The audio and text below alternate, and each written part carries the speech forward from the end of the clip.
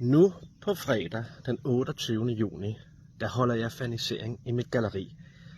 Det gør jeg, fordi at jeg vil fejre min allernyeste bog, Mødet med Mælkevejen. Det er den her. Jeg har glædet mig så meget til at vise jer alle sammen min bog, som samler rigtig mange af mine bedste billeder fra hele Danmark, fra udlandet, både med Mælkevejen, lysende natskyer og andre af himlens smukke fænomener.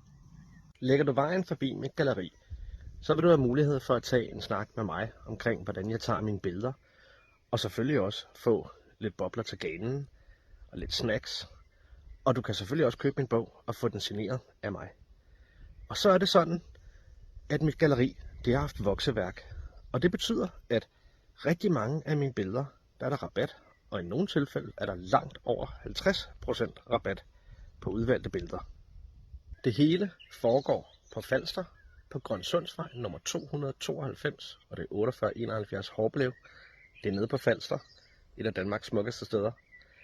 Og det er fra kl. 12 til kl. 17. Jeg glæder mig til at se rigtig mange af jer.